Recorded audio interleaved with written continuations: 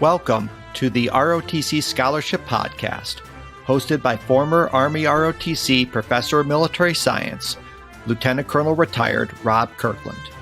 In these episodes, we explore how to best prepare yourself to obtain one of these valuable scholarships. Hi, for everybody. Those applicants who wish to attend a college or university podcast and become officers in the military. Colonel Retired Rob Kirkland. The application process we're here today and to talk about this podcast works Civil Air Patrol to make it more understandable program. And now, who I have here today as my scholarship podcast is Lieutenant Colonel John Lierenz. John is a 40-year member of Civil Air Patrol. He currently serves as a Director of Cadet Programs for the Delaware Wing, overseeing the education and training of over 150 cadets in 7 squadrons. His wife and one of his daughters are also longtime CAP members. He works as a software engineer for J.P. Morgan Chase in Newark, Delaware. John, it's great to have you on the podcast here today. It's great to talk to you, Rob. Yeah. Well, John, we go back a long way. We were high school classmates in Colony, New York, and we were both Civil Air Patrol cadets in high school. And I know that for both you and I, that was a formative experience in our life being in Civil Air Patrol. It definitely was. It was so formative that even after all these years, now 40 years, I'm still a member of Civil Air Patrol and still having a great time. Yeah, I know that you have been so dedicated to this volunteer organization, which is an auxiliary of the United States Air Force, for such a long time. And I don't think I would have gone into the military unless I had been introduced to Civil Air Patrol. A high school classmate of mine introduced me to it.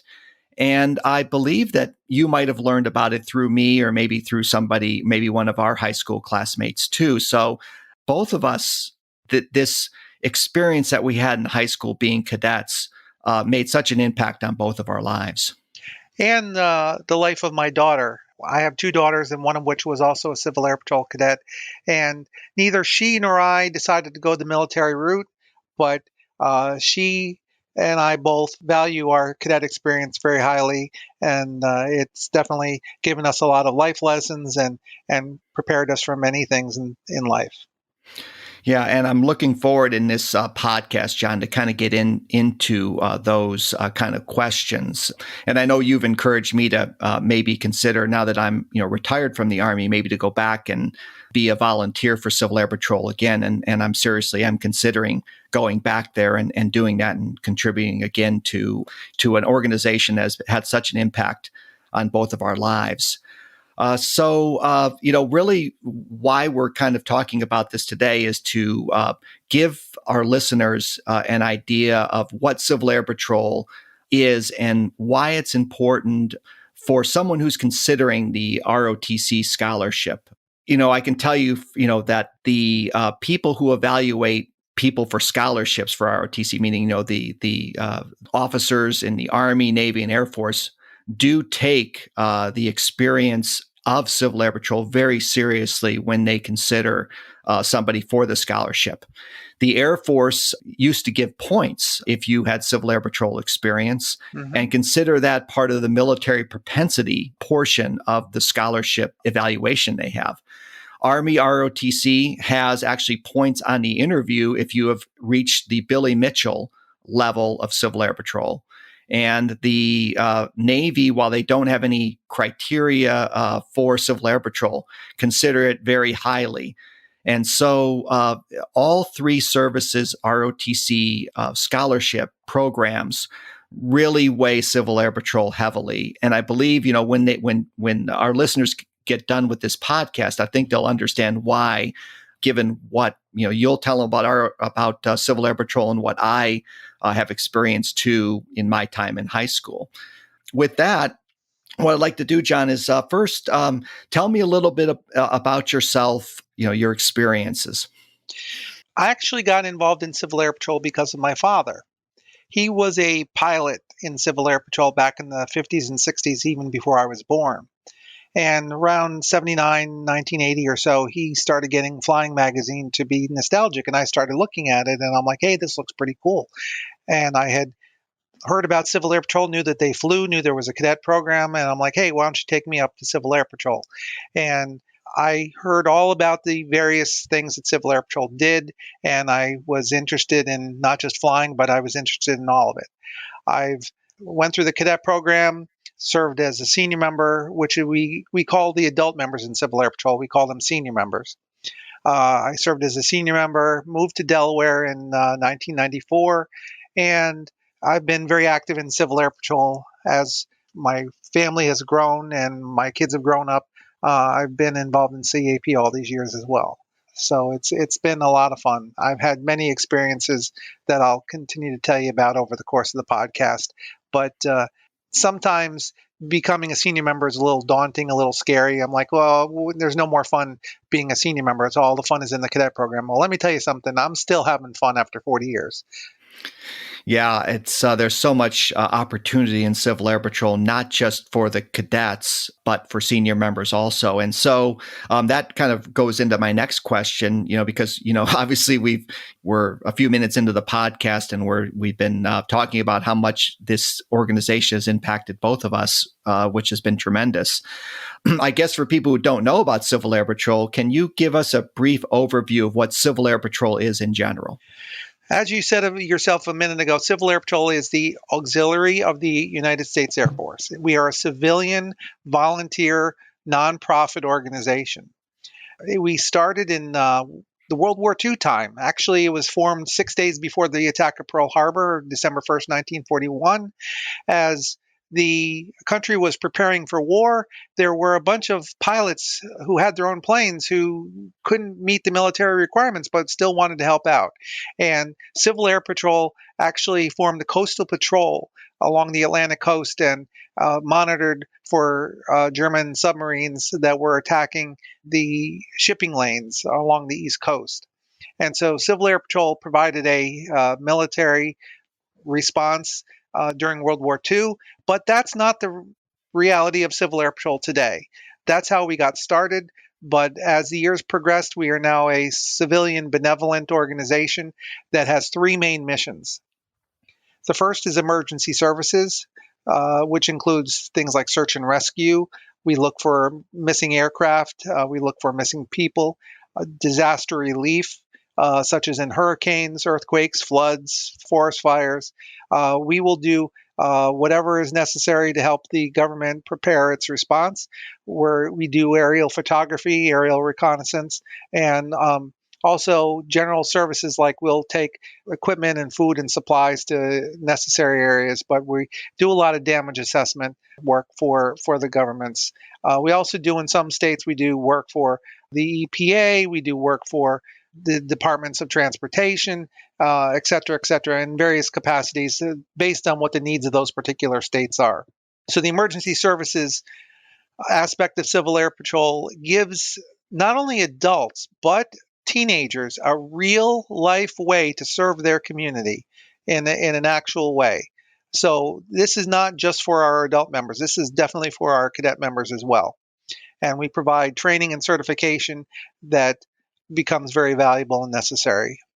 Our second mission of Civil Air Patrol is the aerospace education, both of our members, especially our cadets, but also of the general public.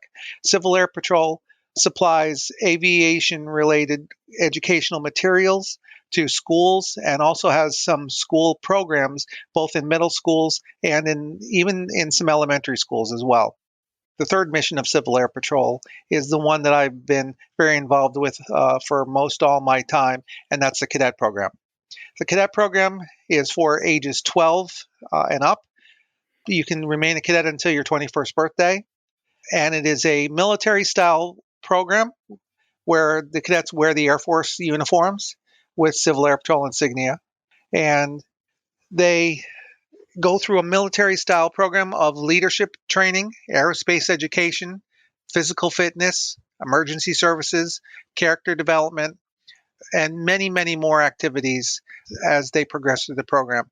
There is opportunity for cadets to fly.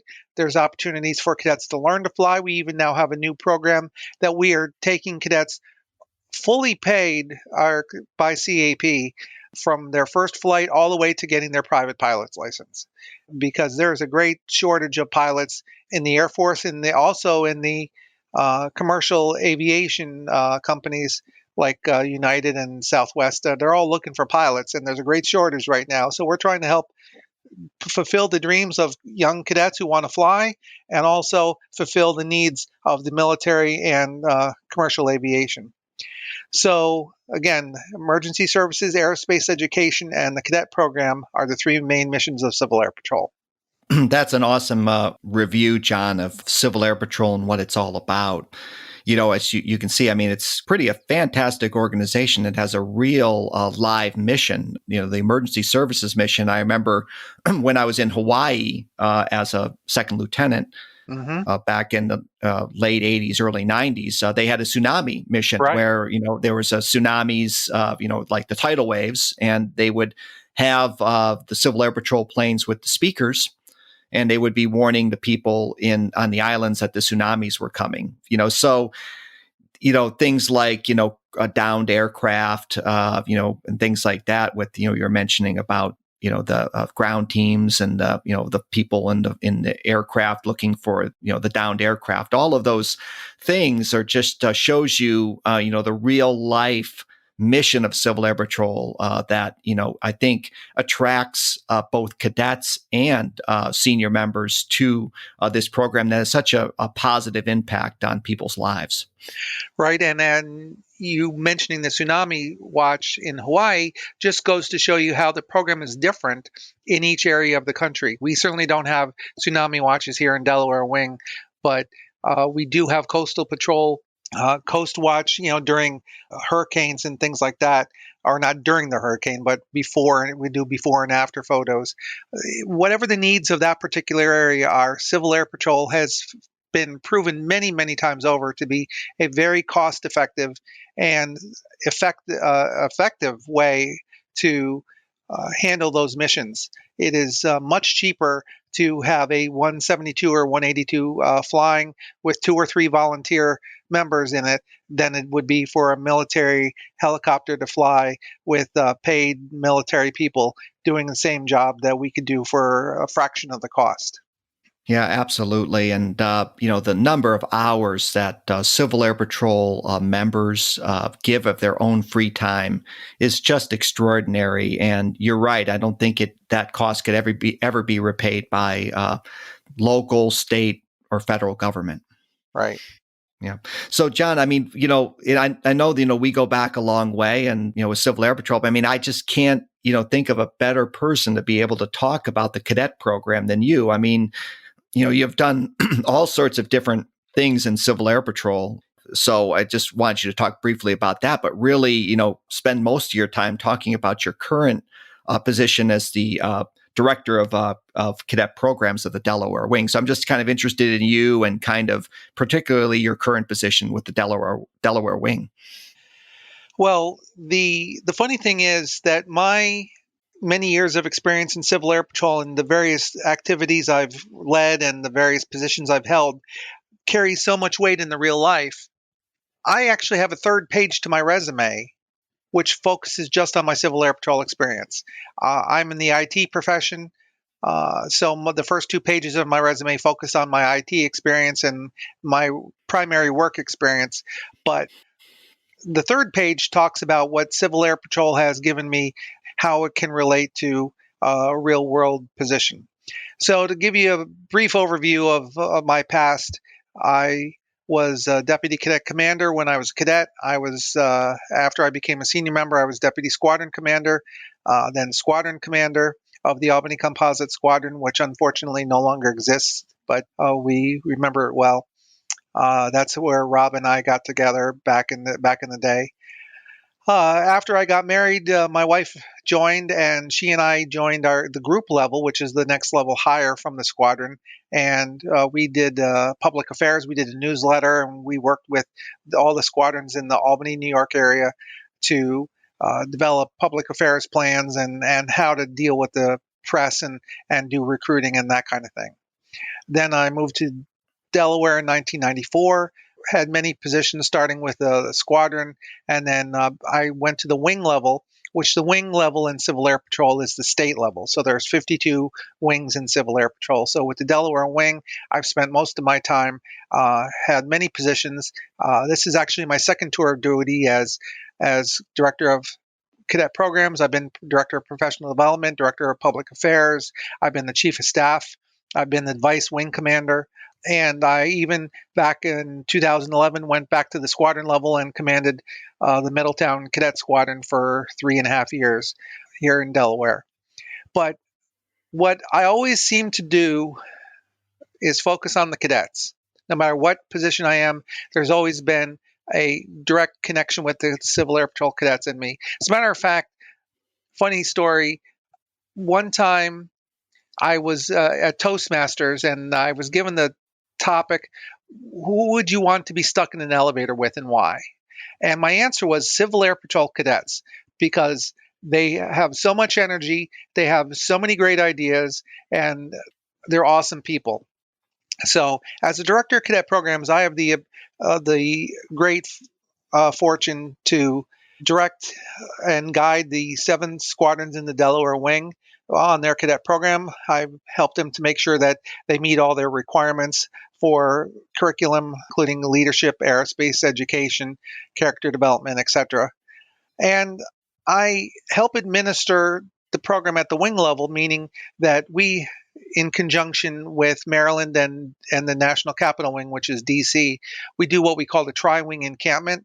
And so I work with them to plan that encampment. I'm not quite as involved in that as some other people are, but coordinating our cadets applying and making sure they get scholarship money and that kind of thing is part of what I do. And then I also oversee what we call the Cadet Advisory Council, which cadets from all of the squadrons in the wing meet together, and then each of the wings have representatives that meet at the region level, and then the regions meet at the national level.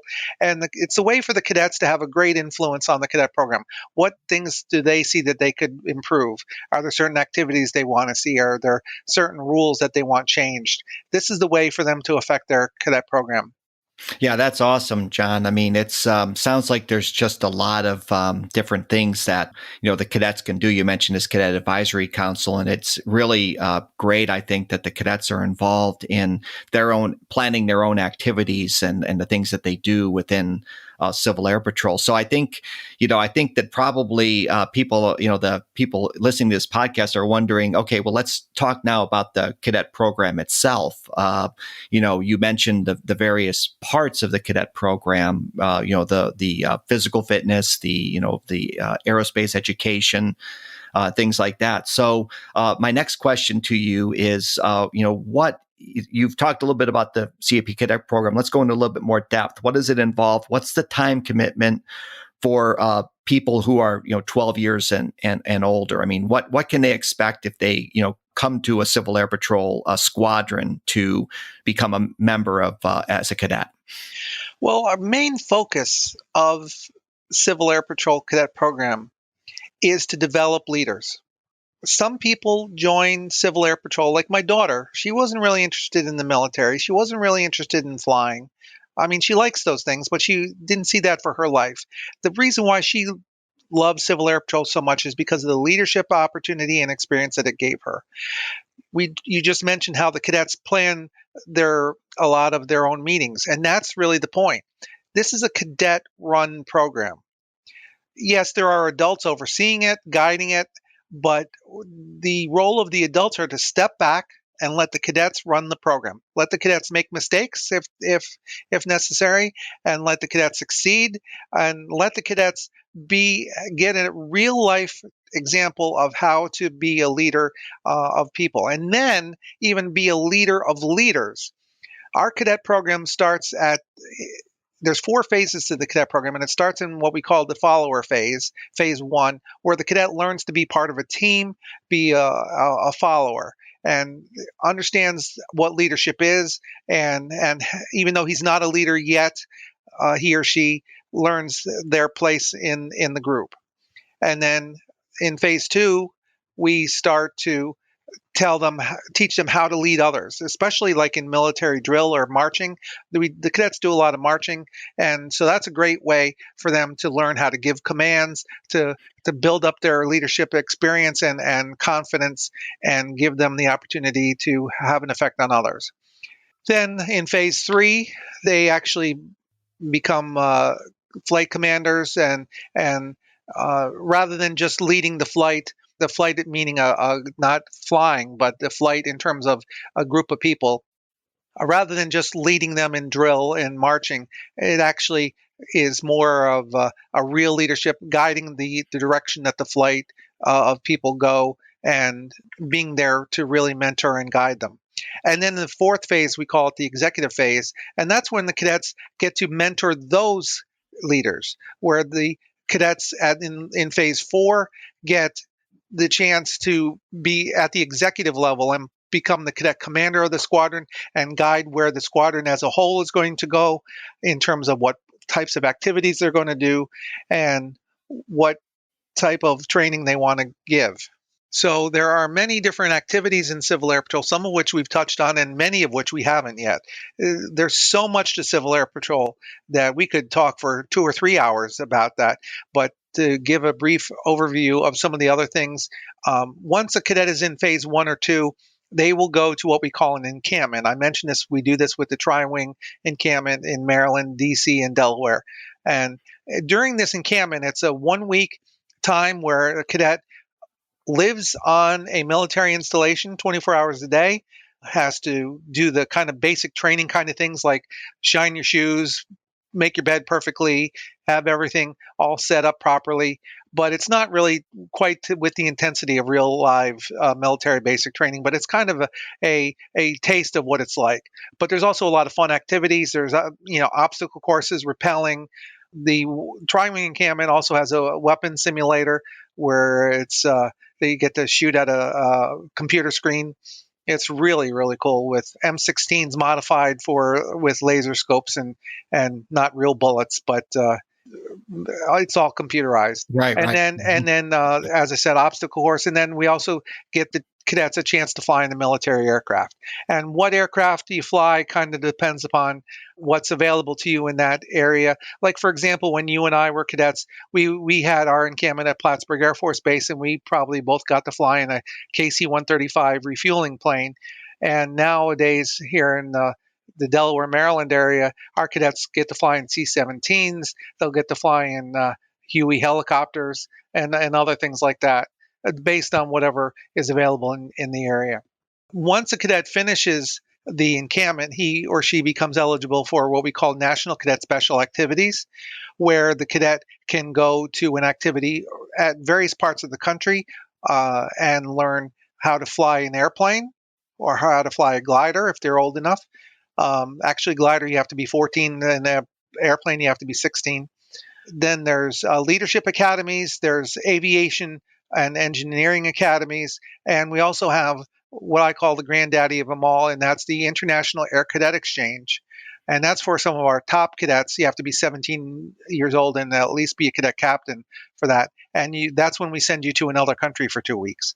And I had the honor of going to Japan for 2 weeks to escort some of our Civil Air Patrol and also Canadian cadets to a trip to Japan. And my daughter got to go on the program as well. She went to Canada, and it's a wonderful experience. So something to shoot for a cadet. Yeah, that's awesome. I was selected to go to Turkey, when I was a senior in high school, but I went to the academy instead, when in the summer. So my cadet career ended when I was a senior in high school. But the parallels are very interesting that you talk about this follower phase and then culminating in the executive phase. The ROTC program that I ran at the Army ROTC program, and I think Air Force is certainly the same way, Navy, has a very similar program over the 4 years in college. the first year is, you're and of course the academies are very, very similar too, with, Hmm. the freshmen being, in Army ROTC, refer to them as MS1s. They do their followers. And then, by the time they become seniors, or what we call MS4 cadets, then they would, they're the executives. They're the leaders. So, so Civil Air Patrol in high school is paralleling very closely, from a leadership development standpoint, what a ROTC cadet is going to experience in their program in college. So the parallels, I think, between the two are striking. It just brought up a little story that I remembered recently. I can't remember the exact question, but we were doing a review board for cadets, and we had a fairly young cadet, but a fairly sharp cadet that we were interviewing, and he was asked a leadership question about would he rather have a good leader or a good follower, and the answer that he gave was excellent. And one of the Air Force evaluators who was with me said that was a PhD leadership class level answer that he gave. So the kind of leadership training that our cadets get, even at a young age, is really outstanding in the Civil Air Patrol. Right. Yeah. I mean, it's the simple things also. I mean, you talk about all these great activities that cadets go through in Civil Air Patrol, and it's just fabulous the number of opportunities that they have. But the simple things, like wear of the uniform, Hmm. being able to march around, and learning, drill and ceremony, understanding the rank structure of the Air Force, which is the same as the Army and the Marine Corps. Simple, customs and courtesies, things that, the experiences you can get before you go to an academy or before you go to ROTC, that are just basic things, like you mentioned, shining your shoes, or, all the things that are involved there. It, prepares somebody just well for either ROTC, enlisting, or whatever they decide to Hmm. do in the military, if they decide to go down that route. Right. And it's something that a young person can do even in the midst of school, even in the midst of family activities and sports. There certainly is a lot of competition nowadays for young people to get involved in a lot of different things. And while the Civil Air Patrol is an organization where you get out of it what you put into it. The more you put into it, the more you're going to get out of it. But it still is a place where even if you put some effort into it, you still can get a lot out of it. For example, the squadrons tend to meet once a week. So you go to your normal squadron meeting on a Tuesday night or a Thursday night or whatever, from about 6:30 to 9. Every squadron is a little different what time they meet, where they meet, what night of the week they meet on. And so you spend your time there, and that's the formation or the formative part of Civil Air Patrol is your weekly squadron meeting. Those squadron meetings go on 12 months a year. So yeah, that we take a break for a week or two at Christmas and all that kind of thing. And you might have to miss a week here and there because of family commitments or school commitments, or you might even be on a Civil Air Patrol activity somewhere else and not be able to make your squadron meeting, and that's fine. But for the commitment of having one or two meetings or one meeting a week on a weeknight, and then maybe one Saturday a month is on average, a pretty small time commitment that a young person has to devote to it. But of course, as I said, the more time you give, the more benefit you receive out of it. Yeah, I mean, I think you hit the nail on the head, with the people that, I work with in, trying to get them through the ROTC scholarship and obviously being successful. They're doing a lot of different things. They're doing, school work. They're doing, sports, as you say. They're involved in many different activities. And I think the point that you made about how it's 4 hours on one evening during a week, and maybe a little bit of time over the weekend, is that it's not like junior ROTC in high school where you have to attend classes every day, or is going to take a huge time commitment from somebody who is interested in Civil Air Patrol. That is not. It's a time commitment, but not one that can't be managed with the other things that they're doing in their lives. Right. And just to be national, have a national mindset, there are actually places in the country, and Texas is one that comes to mind, where there are Civil Air Patrol units in schools. So it's very Mhm. much more like a junior ROTC program in some places, where Civil Air Patrol is actually a class that is taught in school. But those are few and far between at this point. We don't have any in Delaware, and I couldn't even tell you where I think there might be a couple in Maryland. Is probably the closest ones here, but those are still rather rare at this point. Yeah, I mean, and then certainly the other thing that is, I think, attractive to our listeners is that Civil Air Patrol is almost everywhere in the country. I mean, if you Hmm. take a look at, say, Army Junior ROTC or Air Force Junior ROTC, there may be parts of the country where it's not even available, but almost every place in the country has a Civil Air Patrol cadet program within driving distance of where they live, and so where in the local area you can usually expect them at any airport, right? For the most part, our we have cadet squadrons, we have composite squadrons, we have senior squadrons. The cadet squadrons may or may not meet at an airport Hmm. because it's not a place where it's flying eccentric. Flying is part of the program, but it's not the center part of the program. Our senior members often do meet at airports because those are the squadrons where the majority of the flying is centered around. Now, of course, there are senior members in cadet programs, so you have to have adults in a youth program, and that's one thing. But I just wanted to say that even though, like for example, the Middletown Cadet Squadron that I used to be a part of does not meet at an airport, but there is an airport nearby, and there are not pilots in that squadron, but the pilots in the other squadrons do work with the cadets in the Middletown Squadron to give them orientation flights and other flight training as well. So whether or not the squadron meets at an airport or whether or not there's actually a pilot in the squadron, there's pilots and aircraft nearby so that they can get that kind of experience. There are as you said, it's all across the country, all 50 states, District of Columbia, Puerto Rico. Those are our 52 wings, and there's over 1,000 units around the country, of all types.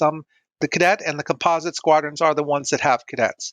Yep, and there's actually a locator on the Civil Air Patrol website that shows you where your closest squadron is to your home. Right. It's gocivilairpatrol.com, and there's a link on there that says find a unit, and you put in your zip code, and it'll give you all the list of where the local squadrons meet. I would highly recommend you contact the squadron commander or the person listed as the contact person for the squadron before you try and go, because sometimes a squadron will have a special event and not be meeting at that location that night, and they're out doing something, like touring a aircraft hangar in an airport kind of thing, getting a, like when I was a squadron commander, we took the cadets up to the DuPont hangar and toured some of their corporate jets, which are amazing, by the way.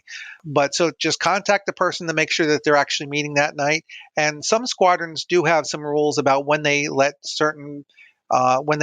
people join. Some are more on a more regimented schedule that you can join as a group, where the next time we're allowing people in is XYZ date. But most squadrons in the Delaware Wing, all of them actually in the Delaware Wing, will allow you to join at any time. But Yeah. every squadron is a little different. So just contact the squadron commander or the contact person before you show up at the meeting. But even if you do just show up, you're welcome to attend. Yeah. So if a person can you describe what a typical meeting, like a weekday evening meeting, would be in Civil Air Patrol? What can a cadet, a applicant, or someone who's interested in Civil Air Patrol and then becomes a cadet? What can they expect, like in a typical meeting during a week that they attend a meeting? Right. Well, first of all, when a new prospective cadet comes, hopefully someone will greet them and show them around and introduce them to some people and stay with them during the course of the meeting to explain what's going on. But during the course of the meeting, you would typically have the cadets have opening formation that will fall into their flights and report into their cadet commander to say, how many cadets are present, and have a briefing as to what the meeting is going to hold. Many times after that, there will be a drill section where the cadets will be out in the parking lot or on the flight tarmac or whatever their facility is, and do some drill training and testing and that sort of thing. Then usually after that, they'll come back into the meeting room, and then go and have either a course in aerospace education, leadership, or emergency services, or maybe a guest speaker or some kind of activity. We have a lot of aerospace related activities that we also provide, and also STEM training is also now becoming a huge part of Civil Air Patrol as well. We've got activities in robotics and cyber patriot training and that kind of thing. So there's many things that could happen. And then usually towards the end of the meeting, there's an administrative portion. Sometimes there might be promotions where cadets will make it to the next rank. And then the squadron commander announces what kind of activities there are coming up and tries to drum up some support for that. And then usually the squadron meeting lasts 2 or 2.5 hours, and usually around 9 o'clock is when they typically end. Yeah, that's great. You mentioned about cadet ranks, and that was one of the things that I always enjoyed about Civil Air Patrol when I was a cadet, was that you work yourself up through the ranks from, cadet airman all the way up to cadet colonel. And, there's tests you take and things like that. And you advance through those ranks, which is I think a great thing, and one that is always I particularly thought was attractive about the program. About you mentioned earlier about advancing through the program, but the ranks that you receive and the promotions you get and things like that. Right, and to give you an idea, we have 16 what we call achievements from beginning to end, plus a few what we call milestone awards at the end of each phase. So we have a minimum of 8 weeks between, even if you complete everything for your next rank, you can't rank up until 8 weeks after the last time. So at bare minimum, it takes 3.5 years to get through the entire Civil Air Patrol cadet program. Does everybody do that? No, a very small percentage. Rob is actually one of those cadets who did make it all the way through, and he's in a group of people that is about 0.5% of our cadets get that far. I got about 3/4 of the way through the program, but even if you make it halfway or 3/4 of the way or 1/4 of the way, there's still a great deal of experience and great deal of experience that you can get in the CAP program. So there's no pressure to try and make it all the way through, But if you join when you're 12, 13 years old, then you basically have plenty of time to make it through the entire program. To get through one of those achievements, it's typically a leadership test based on a chapter of the leadership book, an aerospace test based on a chapter of the aerospace book, which, by the way, one big change from when you and I were cadets, those tests are now online tests that they take at home, open book. Wow. Okay. But they do have only 30 minutes to complete it, and you still have to get an 80. So you still have to kind of read through the chapter at least once. But there's also, we provide help for cadets who have trouble with that. And then there's also a physical fitness requirement and a character development requirement where you have to just have attended one of the character development sessions within the last couple of months. Right. Yeah, John. I mean, I think a lot of our listeners are probably going to be sophomores or juniors in high school, since they're interested in the ROTC scholarship. We may have some younger listeners or their parents. But I think the key that you mentioned is that if a person, let's just say they're a junior in high school, and have you seen people join that late? And I'm assuming they've got a lot out of the program in the short time that they were in that, right? So Definitely. You would encourage, yeah. Mm-hmm. Yeah. And so I'd also encourage your 16, 17-year-old listeners to talk to their 12 and 13-year-old brother and sisters and get them involved now. But for the 16, 17-year-old that joined Civil Air Patrol, are they going to make it all the way to the spots exam, which is all the way through the program? Probably not. They're probably not going to get that far unless they continue through their college years, which some cadets can indeed, and I did it actually, continued in Civil Air Patrol actively through college. It is possible to do that. But typically the goal for them is the Mitchell Award.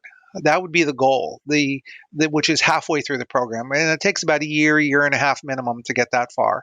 And that would include getting through the first 2 phases of the program, getting through the follower phase, getting through the first leadership phase, and also going to a Civil Air Patrol encampment. Getting that Mitchell Award is a real big milestone in the program, because the Air Force, and you mentioned it earlier about getting the Mitchell Award. I don't know exactly how the Army looks at it, but I can tell you that if someone was to enlist in the Air Force, they would come out of basic training as an E3 as opposed to a normal E2, and they would have that because they got the Mitchell Award in the Civil Air Patrol. So Right. it's the award where you become a cadet officer. Right. And the Mitchell Award is specifically noted on the Army ROTC interview sheet. I do know that the Air Force makes the Mitchell a milestone award. And so that you're right. I mean, that is something that is acknowledged by the services, and they understand the importance and the achievement that the Mitchell is for Civil Air Patrol cadets. And if a cadet also happens to be in junior ROTC in high school, they can actually progress through the ranks even at a faster rate. So if a cadet joins at the age of 16 and they've been in junior ROTC in high school, they have the potential of actually getting to the Mitchell in as little as 8 months. Oh, that's good to know, because we may have some listeners who are doing junior ROTC in their high school and may be also interested in Civil Air Patrol. Right. We do have many cadets who are in both, and it definitely is possible. And I can tell you that one of the top cadets in the wing right now is a young lady who has excelled through the Civil Air Patrol program amazingly, and she got her first start in the junior ROTC program. So both are great programs, and they're complementary to each other. Yep. I know, having been in Civil Air Patrol for as long as you've been, John, you've probably seen your cadets go to ROTC, go to the service academies, enlist in the military. When they come back and see you, what do they tell you that about Civil Air Patrol that help them prepare for life as a ROTC cadet, an academy cadet or midshipman, or as an enlisted in the military? I'm so old that not only have I seen them go off to the Air Force Academy or other academies, I've seen them serve 9 years in the military afterwards, get married, have kids, come back. I'm done with the military now. I served my time, and it was amazing, and now I'm ready for my next part. It just is a tremendous preparation. Approximately 10% of all of the cadets at the United States Air Force Academy are former Civil Air Patrol cadets. So, as you've pointed out in your interview questions, and the Air Force is the same way, as I'm sure the Navy is as well, that they value Civil Air Patrol experience very highly. I've talked to cadets who've gone to the Air Force Academy and said, the fact that I was in Civil Air Patrol gave me a leg up on all my other fellow students. I was already used to wearing the uniform. I was already used to marching. I was already used to calling people sir in the military customs and courtesies. So where the military could be a culture shock for someone who is, just from the civilian world and now is all of a sudden in ROTC or in the academy or enlisted or whatever the case may be, Civil Air Patrol gives them that familiarity that, what might be a culture shock for one young person is old hat for another. Yeah, that's, things like just wearing the uniform, Mm-hmm. marching, rank structure, I mentioned earlier, those kind of things. And, the Civil Air Patrol cadet program in high school gives them the ability to do that in a space where you're patient, and they learn at the rate that they can learn, so that when they actually have to be under the pressure of performing at the academies or ROTC or in as an enlisted person, they're ready. So why not get that experience in high school when you can learn at your own rate? Right. One of the downsides of joining at 16 to 17, which I just want to warn somebody about. It's we've already talked about how they may not have enough time to make it all the way through the program. But another thing that you have to realize is sometimes a 16-year-old brand new cadet might be being led by a 14-year-old. And so that's a real neat kind of thing that happens, both for the 14-year-old, because he has to now lead this 16, 17-year-old brand new person who he sees as someone senior to him.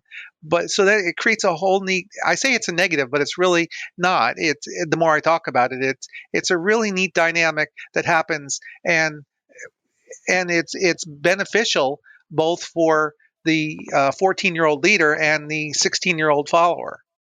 So what attitude do you believe that a person who, say, is 16 years old and goes into Civil Air Patrol, what kind of attitude do they need to have when they go in and they're, say, facing a 14-year-old who's, like, say, a cadet officer at that point? What would be your advice to them when they go to these units? Be ready to learn and check your ego at the door. Sometimes people want to get into the military, sometimes, not very often, but sometimes it's, because I can be on a power trip. I can yell at people. I think the whole drill sergeant thing looks really cool where I want to yell at everybody. Well, that may be part of the process, but that's not the focus of the process. So that 14-year-old cadet should be treating that 16-year-old cadet with the same dignity and respect that he would treat anybody else. And the same goes for the 16-year-old cadet should treat the 14-year-old cadet as his superior officer, because even though he may only be 14 years old, he's got more Civil Air Patrol experience and does have something that he can provide. So it's a neat dynamic. So I apologize for saying that it's a negative thing. The more I really think about it, it's a pretty positive thing, but it is something to look out for. Right. And so the person coming who's, say, a junior in high school needs to realize that they're they're going to learn how to wear a uniform, learn drill and ceremony, learn some things about leadership. And that's, I think, the other thing that, our listeners should be aware of is that this is supervised by a very responsible senior members who make sure that the cadets are doing what they're supposed to be doing. And in the end, the senior member, I think, at least my experience with senior members in Civil Air Patrol when I was a cadet was the best of them do that kind of teaching, coaching, mentorship also. So I think someone who is a junior in high school can expect also to be taught, coached, and mentored by Civil Air Patrol senior members that are involved with the cadets. Exactly. And one other quick thing. I mentioned a young lady who joined Civil Air Patrol who was also in junior ROTC. And I said she did tremendously well in the Civil Air Patrol program. Part of the reason that is because of her junior ROTC background. She was actually given some leadership responsibilities even sooner than you typically would give a Civil Air Patrol cadet. So she didn't come in with an attitude. She came in with an attitude of wanting to help and teach and help others learn. And with that attitude, we said, oh, and you have this experience? Great. You've only been here for 3 months at this point, but you can teach these cadets how to do these drill movements. And she did it, and it was successful, and she grew and grew as a leader and as a model cadet today. Right. And, you mentioned about, the leadership. I mean, it's not just the leadership for the military, but you have leadership in the civilian world for, people in Civil Air Patrol. And, the numbers are just staggering. 10% of the Air Force Academy cadets are Civil Air Patrol. That is just, a tremendously high number when you look at it overall. And so you can see truly the impact that Civil Air Patrol has on cadets, on our future leaders in the country, as well as, providing the things you talked about earlier with emergency services, aerospace education that, helps our public understand those things much better. So, obviously you and I are very excited about, the Civil Air Patrol program and what it's brought to our lives. There's a tremendous amount of activities that we probably just don't have time to, unfortunately, to get into today, but all of the different activities you mentioned, IACE, the International Air Cadet Exchange. I remember, going to cadet officer school down at Maxwell Air Force Base, the encampments. I taught there in 2017. That's my second favorite CAP experience was cadet officer school. Yes. That's an amazing place. Yeah, flying in aircraft and doing all those things. That's really, really exciting. I think, and like you said earlier, the ability to be able to do as much in Civil Air Patrol, or just simply attending the meetings on Tuesday or Thursday night, depending upon when it's offered, gives people and high school students or junior high school students, middle school students, the ability to be able to sample the program at their own rate and what they and at their own kind of pace. Yes, absolutely. So good, John. I know that like you and I know we could probably go on for about 3 hours here talking about the impact of all of this. But again, maybe your listeners should know that you and I talked for 45 minutes before this podcast. Yeah, we did, because we were catching up on some of the things that have been going on with our lives, and then kind of reminiscing about Civil Air Patrol and all the things that, all the positive effects it had on our lives. So again, John, why don't we just review again, if you are a, person who's interested in the Civil Air Patrol Cadet Program, how do they go about finding out about it and joining? Right. So I'm going to again say that the minimum age to join is 12. So if you have younger brothers and sisters, give this information to them as well. And you go to gocivilairpatrol.com, www.gocivilairpatrol.com. And there's a link there that says find a unit or unit locator. I should have looked at it to see exactly what the wording is, but it's pretty obvious. You can also find general information about the cadet program. If you look under the programs menu bar, it says aerospace education, aerospace education, cadet programs, and emergency services. And if you click on cadet programs, you can find all kinds of detailed information about the cadet program in addition to just where to find a unit. So you can walk in there maybe even more knowledgeable about Civil Air Patrol than the people that are going to and talk to you. Yeah.